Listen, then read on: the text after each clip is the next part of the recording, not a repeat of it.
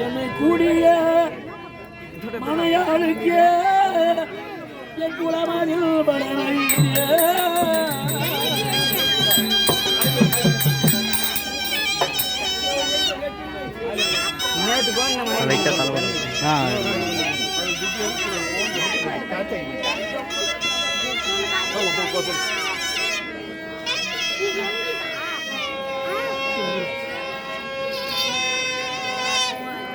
என்னை தேடியே எதிர்த்து வளர்த்தோனான திருடராஜிற்கு உயிரையிடு என்னை தேடியே எதிர்த்து வளர்த்தோனான திருடராஜிற்கு என் உயிரையிடு பாடியே இருக்கும் போது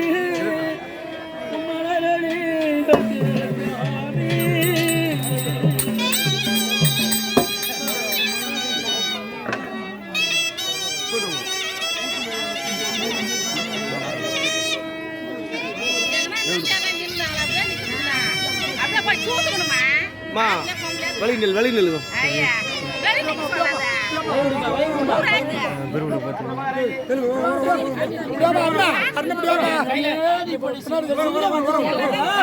உனக்கு எனக்கு என்ன பகை இருக்கிறது கோபி? என்ன பகை? நான் எடுத்த அவதாரம் அப்பேற்பட்ட அவதாரம் நடந்து கொண்டேன்.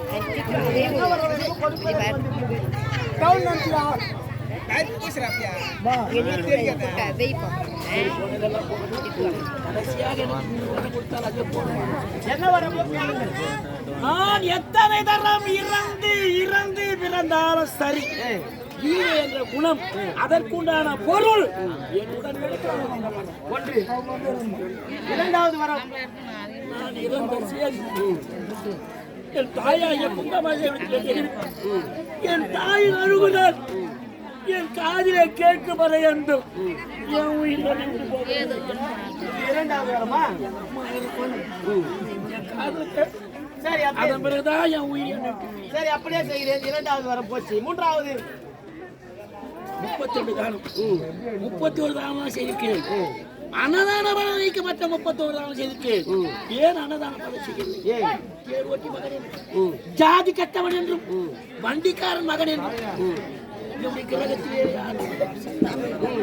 ஆகையினாலே 32வது அந்த அன்னதான பலனை நான் செய்து ஆதாரம் என்று இதுதான் உன் எண்ணமா?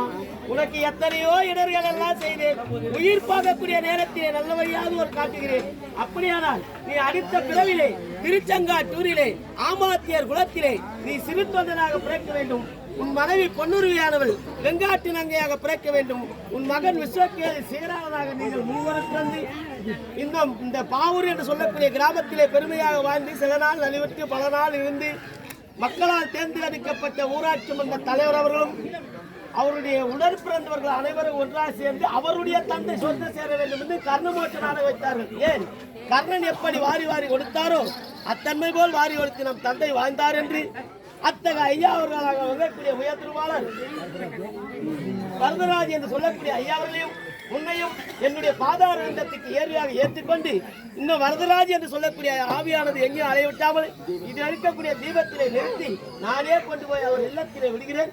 அப்படியே கொளுத்தை பெற்றுக்கொள்.